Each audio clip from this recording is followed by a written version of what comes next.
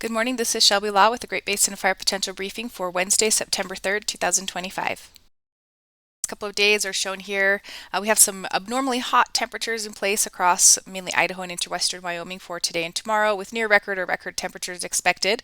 Further south, we have some mixed wet, dry thunderstorms over Nevada.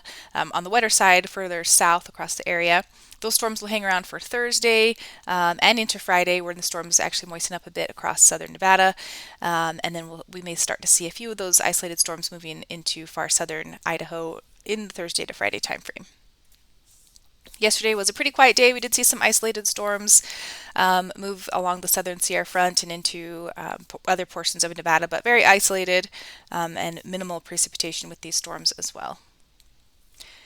The Great Basin fire activity for the past 24 hours showed 4 new fires for 0.4 acres and 0 acres on our large fire growth.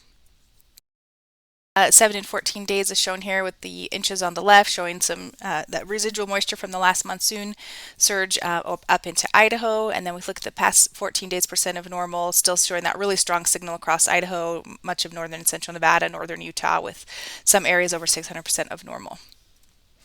Our ERCs continue to be on the lower end over Utah and Nevada. We do see those trends moving upward with the ridge having moved into place with warmer and drier conditions across the area.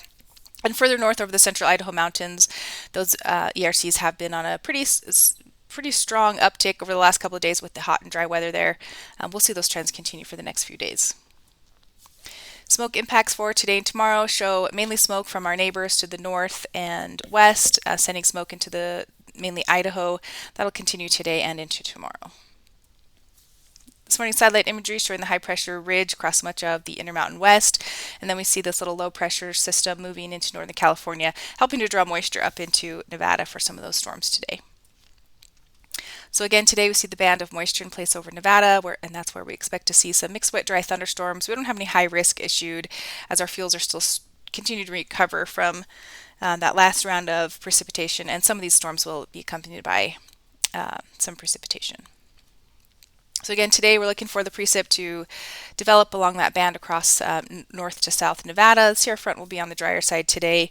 Maximum temperatures are very warm across the north, near record temperatures over portions of western Idaho, with highs pushing in near 100 degrees in Boise today.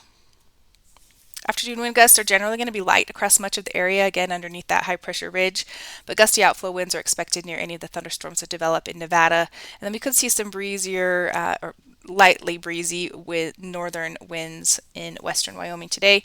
Minimum relative humidities do start to come up over southern Nevada with some of that moisture, but still seeing values in the low to mid teens over many of the lower elevations of Utah and into eastern Idaho.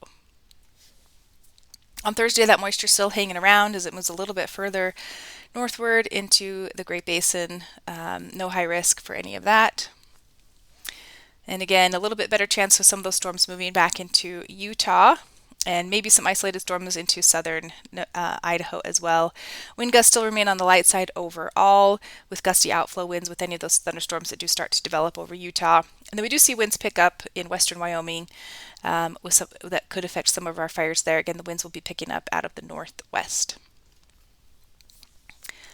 On Friday, more of the same story. We start to see some trough development off the Pacific coast here, but generally the ridge is still in place. Temperatures might start to back down from the really high values we're seeing today and tomorrow. And we'll continue to see some showers and thunderstorms developing over Utah, southern Utah mainly, and southern Nevada. So again, on Friday, the area of the biggest chance for a wetting shower would be over central and southern Nevada into southwest Utah, the Arizona Strip. Minimum RHs really do start to come up on Friday, even over Utah, with those values back up into the 30s and or upper 20s and low 30s. The 3-day precip totals are shown here, again looking for that precipitation over Nevada and into southern Utah. This is mostly going to start really moistening up on Friday. Idaho and Wyoming still staying on the drier side, except for maybe some isolated storms. On Saturday, that trough continues to develop off the Pacific coast, bringing some drier air back into Nevada and pushing that moisture a little bit further north and east into the Great Basin. And then on Sunday, still waiting for these low pressure systems to organize and move onshore. Otherwise, drier air continues to spread throughout Nevada and Utah. And then early next week on Monday, we'll start to see the first waves of that low pressure moving into the Great Basin, bringing some showers to northern Nevada and up into Idaho, some cooler temperatures as well. And then on Tuesday, looking for the main low to move through again, continuing to see cooler temperatures and more of the showery type weather moving into the western Idaho and northern Nevada. 7-day precip totals are looking pretty good for our northern areas. Again, with that low pressure system moving in early next week, that should bring a decent shot of precipitation to the central Idaho mountains, even western Wyoming, as that low pressure system moves into the Pacific Northwest and Northern Rockies. The extended forecast for September 10th through the 16th puts most of the Great Basin in near normal temperatures with above normal precipitation chances over far northern portions of the area. That concludes today's briefing. Please check back tomorrow for the latest updates.